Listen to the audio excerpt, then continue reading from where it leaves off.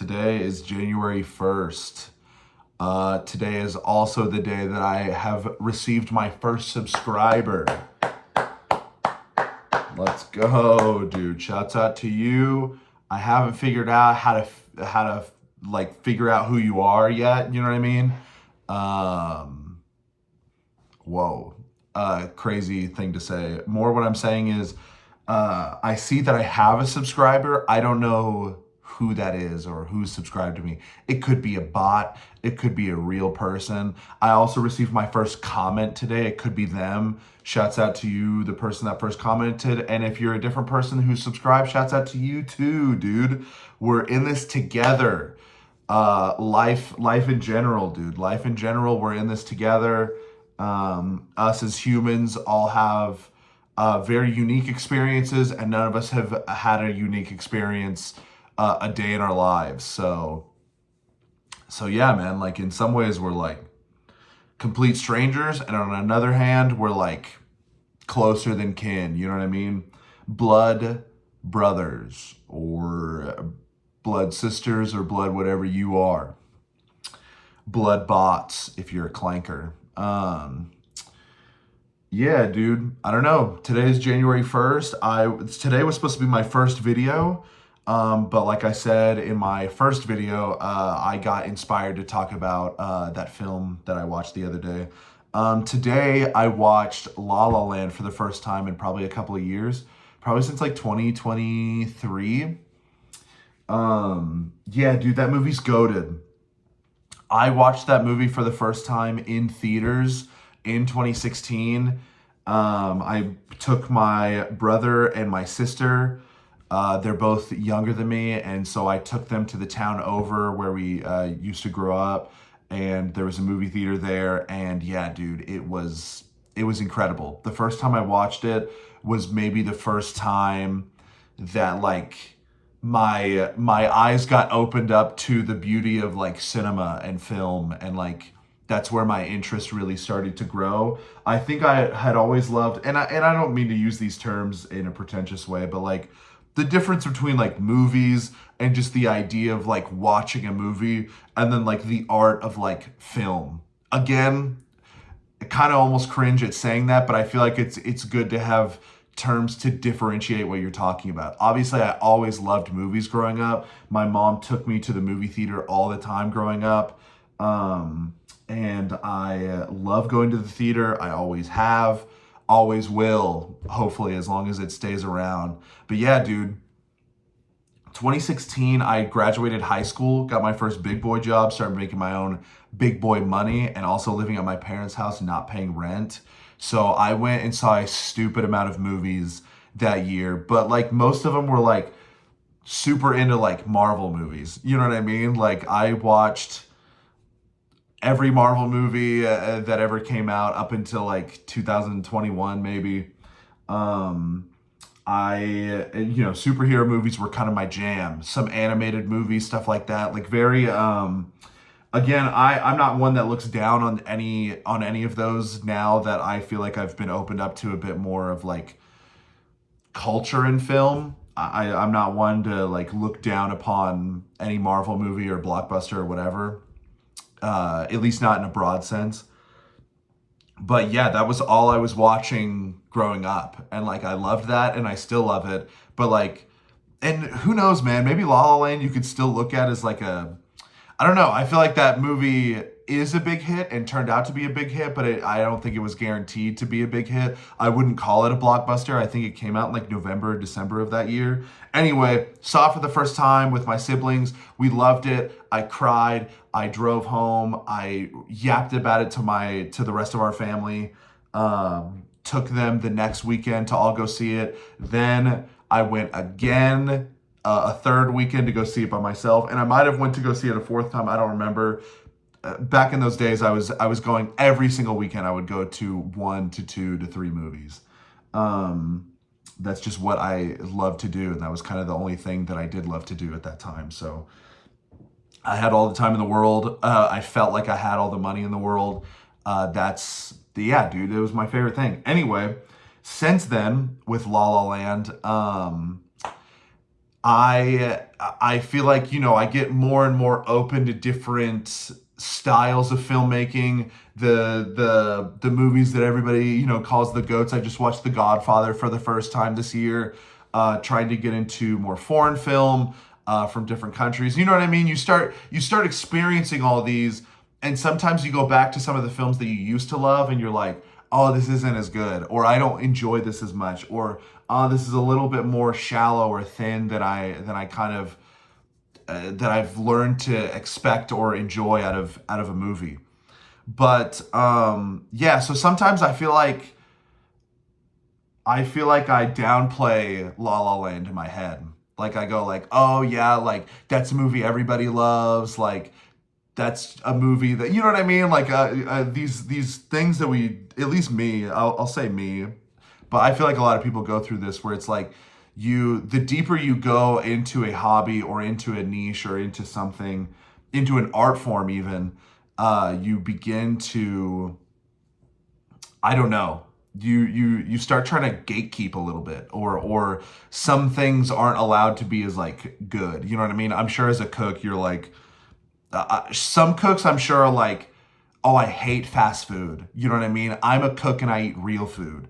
And I'm sure there are other cooks that are like, low key, I really love fast food, but I don't want anybody to know that I love that because that would like diminish my aura. You know what I mean? Something like that. So I think as a film enthusiast, a cinephile, if you will. I don't know if you could call me that, but I enjoy watching movies. Anyway, I continue to downplay how good La La Land is and how much I absolutely love it. Like it's so hard to describe the feelings that it gives me. I made it my top film on Letterboxd again. It's in my top four and it's my number one because I love this film.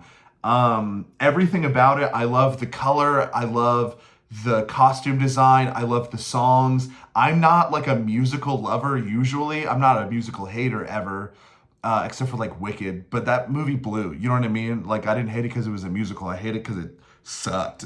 But like La La Land, it was like it's I don't know. It's everything that I love and everything I want in a movie. It's this. I love the fact that it's compartmentalized into like five parts of like winter, spring, summer, fall, oh winter, 5 years later. Also, if you haven't seen it, I guess spoilers, but like, come on, 10 years, dude, 2026, 10 years ago, La La Land came out. So that's really the reason I watched it, is because I was like, this used to be my favorite movie. It might not be as good. I don't think I like it as much, but we're gonna watch it anyways. Dude, the moment the first song hit, ear to ear, just grin on my face. I love everything about this. Again, like for me, I don't know how to talk. I don't know how to speak on a video and talk about something I love in like an articulate or like really poetic way. I'm sure if I wrote something down, like a script for these videos, I could potentially.